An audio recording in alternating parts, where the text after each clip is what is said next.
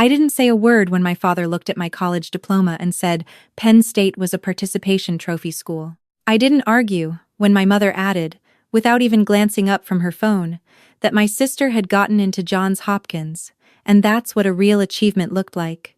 I just folded my diploma back into its sleeve, put it under my arm, and walked to my car. I sat in the driveway for 6 minutes. I know it was 6 because I watched the clock on the dashboard. Then I drove to my apartment, made coffee, and started updating my resume. That was the last time I cried over anything they said to me. My name isn't important. What matters is that I was 22 years old, debt-free because I had worked 3 part-time jobs through 4 years of college, and I had just accepted a position at a data analytics firm in Austin. I hadn't told my parents yet. I had learned, very early in life, that information given to them was information they would eventually use against me. My sister's name was Claire. She was 4 years older than me, and she was brilliant in the way that people who have never been told no tend to be brilliant, loudly, effortlessly, and at everyone else's expense. She had gone to Johns Hopkins on a partial scholarship and a very large check from my parents. She had graduated top of her class and matched into a surgical residency program in Boston. My parents had a framed photo of her in her white coat hanging in the living room. There was no photo of me anywhere in that house. This is not a story about hating my sister. That part is important to understand. Claire and I were not enemies. We were strangers who happened to share a last name and a childhood. She was 6 years into her residency when any of this unfolded, working 90-hour weeks, barely sleeping, barely calling anyone. I did not blame her for being their favorite. You cannot control what your parents decide you are worth. What I can tell you is that when I was 17, my parents sat me down and told me they had opened a college savings account for me. They said there was $52,000 in it.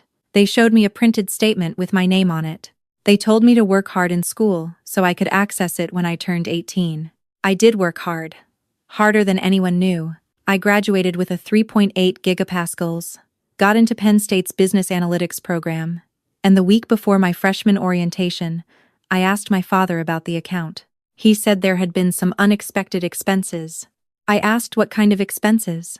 He said that was a family matter and not something he needed to explain to me. My mother was in the kitchen, and she did not turn around. I paid for college myself. Every semester, every textbook, every housing payment. I took out the minimum in federal loans and covered the rest with jobs. I tutored. I worked weekends at a hotel front desk. I delivered food on Tuesday and Thursday nights. When I graduated, I had $11,200 in loans, which I paid off in 14 months. I never asked again about the $52,000, but I wrote it down. I have a notebook, a plain black moleskin, where I have documented, in very precise handwriting, every financial interaction I have ever had with my parents. Every birthday where they gave Claire $500 and gave me a card. Every Christmas where her gifts were wrapped in department store boxes and mine were an afterthought from a clearance shelf. The college fund, the time they asked me to cover a $3,400 car repair for my mother and told me they would pay me back, and never did. The time my father asked for $800 to cover a property tax shortfall and said it would only be 2 weeks, and that was 4 years ago. I am not telling you this to seem calculating. I am telling you this because when you grow up being told your perceptions are wrong, documentation becomes the only version of the truth that cannot be argued with. I moved to Austin 3 weeks after my graduation dinner. I left on a Tuesday morning. I texted my mother when I crossed the Texas state line. I've relocated for work. I'll be in touch. She replied 4 hours later with, "Okay, let us know when you're settled." She did not ask where I was moving. She did not ask about my job. She did not ask if I needed help. I was 22 years old, and I had never felt lighter in my life. The first year in Austin, I focused. The analytics firm paid me $67,000 to start, which felt like an impossible number after years of counting quarters for laundry. I found a 1-bedroom apartment 12 minutes from the office. I cooked almost every meal at home. I opened a high-yield savings account and set up an automatic transfer for 30% of every paycheck the day it landed. I did not go on vacations. I did not buy things I did not need. I had grown up watching my parents spend money they didn't have on things they didn't need, and I had decided very young that I would not do the same. By the time I was 25, I had $41,000 saved. By 27, I had been promoted twice, and I had quietly started a small consulting side business, helping mid-size companies clean up their data reporting. By 28, I put a down payment on a 2-bedroom house in a neighborhood that was 3 years away from being expensive. I paid $284,000 for it. 3 years later, it was worth $389,000. I talked to my parents maybe 4 times a year. Holidays, the occasional birthday text. My mother would call sometimes and spend 20 minutes telling me about Claire's cases, Claire's apartment in Boston, Claire's boyfriend who was also a surgeon. I would listen and make the appropriate sounds, and then say, I had to go. My father sent emails occasionally that were so clearly fishing expeditions for money that I could identify the ask by the third sentence, and I would simply not respond until it had passed. I had my own life. I had friends in Austin. I had a therapist I saw every other week. I had a garden in my backyard where I grew tomatoes and herbs and sat on weekend mornings with coffee.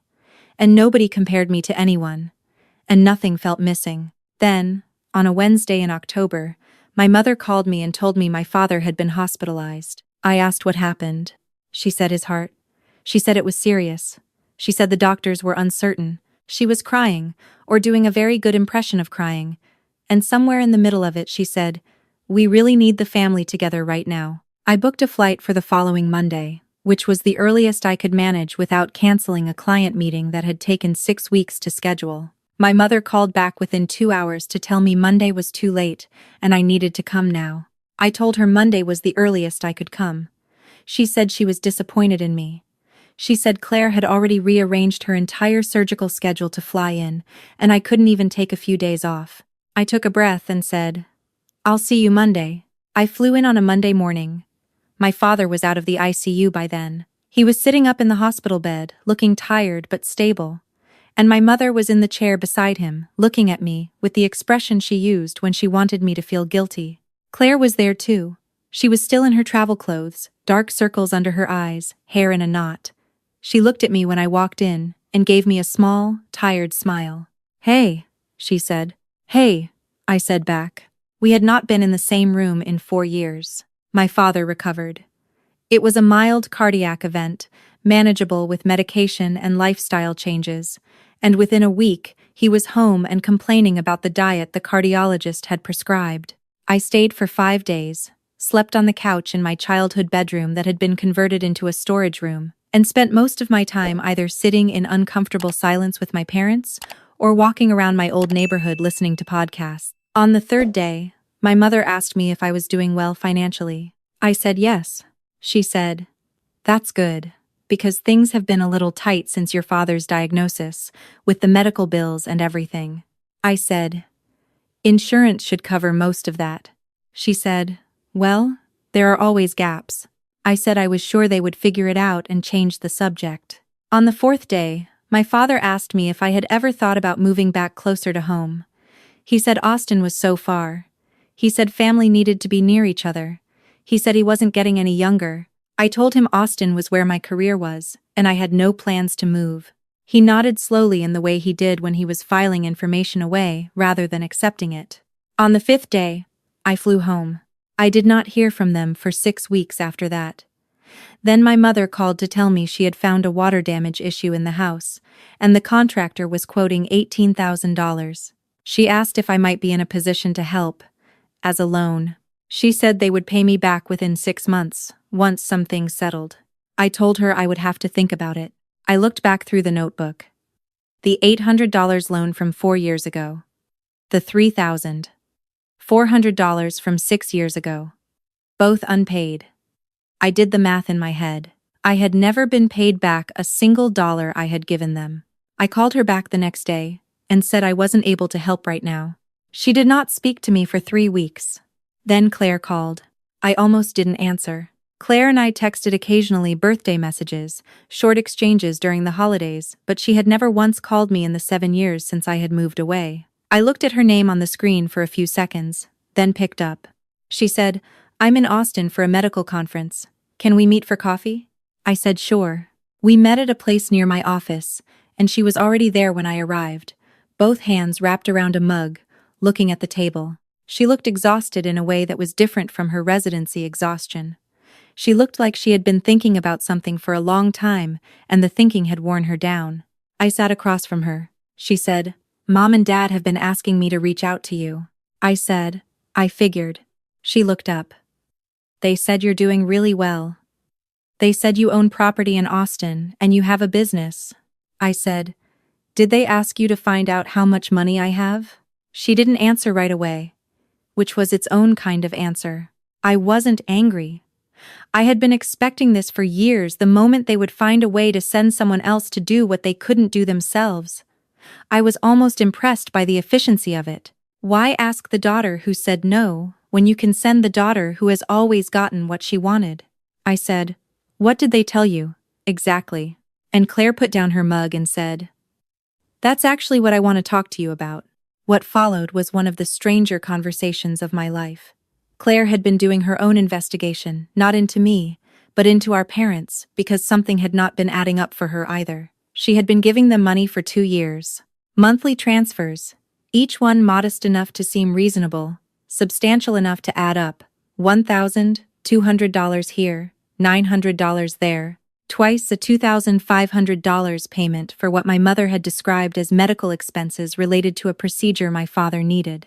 Claire had paid all of it without question, because she was the capable one, the successful one, the one who was supposed to handle things. That was the role she had been handed since childhood, and she had worn it without examining whether it fit. But a few months ago, she had started to notice things. The medical bills my mother referenced never came with documentation. When Claire asked for the insurance explanation of benefits so she could see what was being covered and what wasn't, my mother said she didn't know where it was. When my father had his cardiac event, and Claire flew in, she had quietly asked the attending physician what the billing situation looked like, and the physician had told her that the patient's insurance had covered 91% of costs, and the hospital had a financial assistance program for the remainder. There was no $18,000 water damage in the house. Claire had driven past the house 2 weeks earlier, on a trip back to Ohio for a colleague's wedding. No contractors. No damage visible from outside. The house looked exactly as it always had. She sat across from me in that coffee shop and she said, "I think I've been sending them money for things that don't exist." I looked at her for a long moment. Then I reached into my bag and pulled out the notebook. I put it on the table between us. She looked at it. "What is this?" I said, "Everything I have documented since I was 17 years old." She opened it. She read slowly. I watched her face. The thing about the $52,000, the college fund that had vanished before I ever saw a dollar of it, I had never told Claire about it. I had assumed she knew. I had spent years being quietly angry at her for knowing and not caring. But watching her read the first few pages of that notebook, I understood that she had not known. Her face changed in a way I had never seen it change. Not performance. Not the polished composure she had always worn around me. Something underneath. She got to the page about the college fund and stopped. She looked up at me. She said, "They told me you declined the fund. They said you chose to pay for school yourself as a point of pride." I said, "No," she said.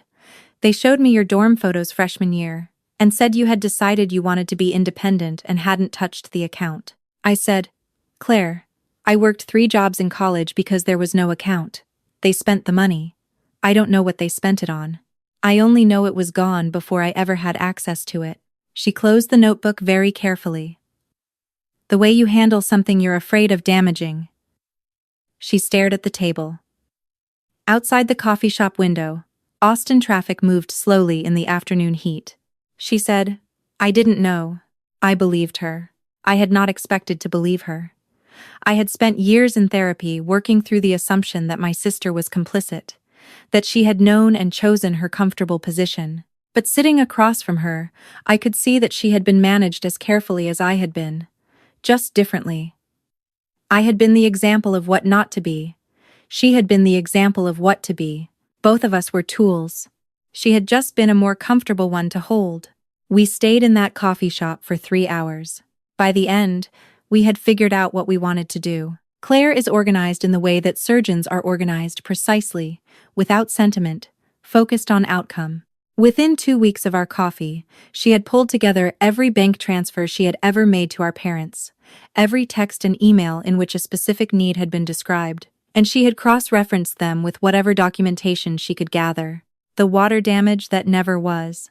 The medical procedure costs that didn't match any actual bills. 2 years of systematic requests that, added together, came to just over $34,000. I pulled my records. The college fund. The loans. I also went back further than I had in a long time, and found something I had forgotten I had. A letter my father had sent me when I was 18, in which he had written, in his own handwriting, that the college savings account remained intact and would be available to me through the bank upon my request. He had signed it. I had kept it in a folder at the back of my filing cabinet for 11 years. I had not looked at it in a long time because looking at it hurt. Now I looked at it differently. Now it was evidence. We did not go to them angry. That is the part people find hardest to understand when I tell this story. We were not screaming, not breaking dishes, not showing up at the door in a fury.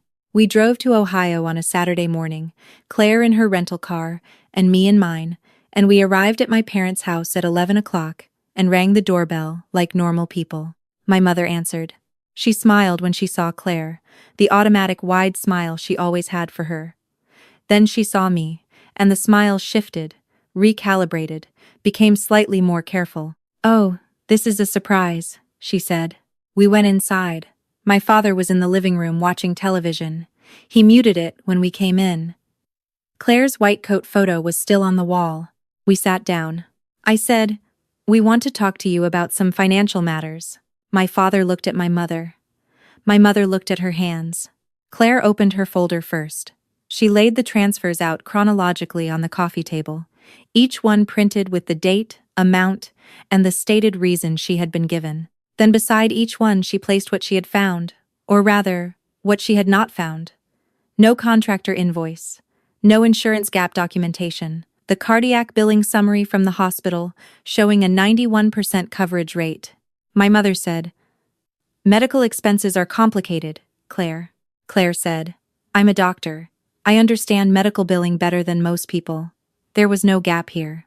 My father said, "We had out-of-pocket costs you don't know about." Claire said, "Then show me the documentation. I asked for it twice, and you said you couldn't find it. If you have it now, I'd like to see it." Silence. Then I opened my folder. I put the letter on the table. The handwritten letter from my father about the college fund, signed and dated 11 years ago. Beside it, I put the printed bank statement they had shown me when I was 17, the one with my name and the $52,000 balance. I had taken a photo of it the day they showed it to me, on a disposable camera I had gotten at a school event, because even at 17, some instinct in me had said, "Document this." My mother looked at the photo of the statement and went very still. My father looked at the letter and said, "That's old." I said, "It's 11 years old. And it says, in your handwriting, that my college savings account was intact. I enrolled at Penn State 4 months after this letter. When I asked about the account, you said there had been expenses. I'd like to know what expenses." He said, "It was a long time ago." I said, "What were the expenses?" He looked at the wall.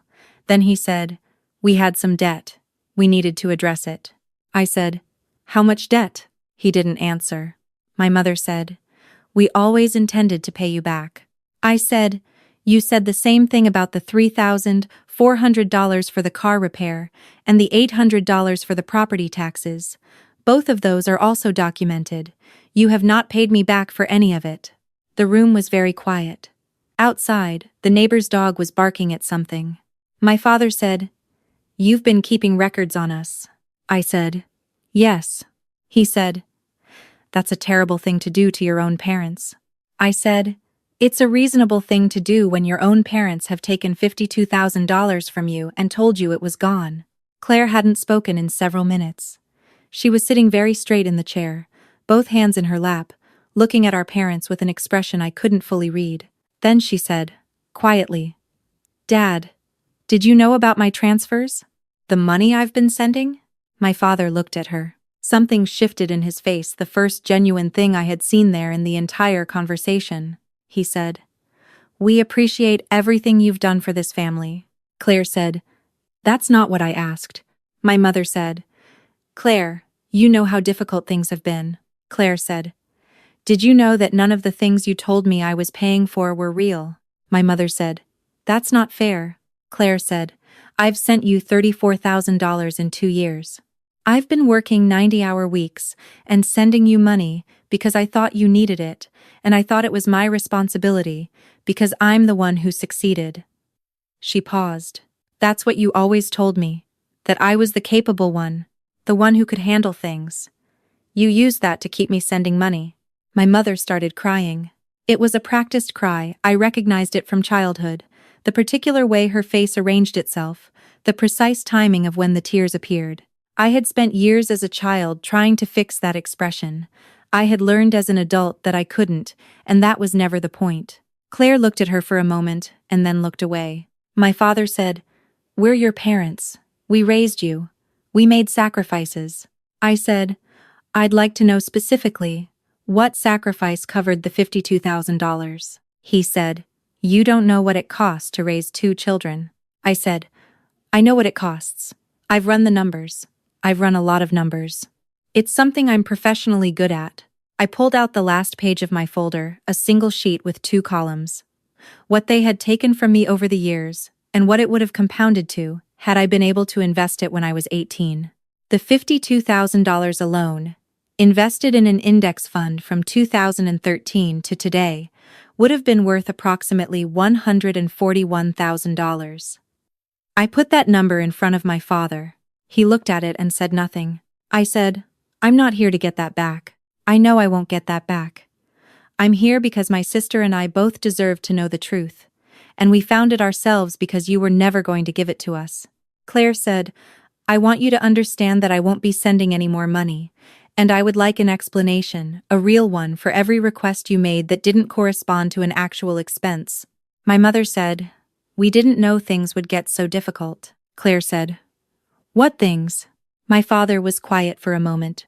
Then he said, in a much smaller voice than he usually used, that he had made some investments 3 years ago that had not gone well, a business opportunity he had believed in. He had put a significant amount of savings into it, and it had failed. He said he had been too embarrassed to tell us.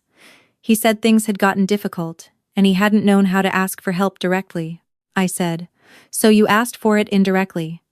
Through fabricated emergencies?" He didn't disagree. My mother said, "We just needed to get stable again.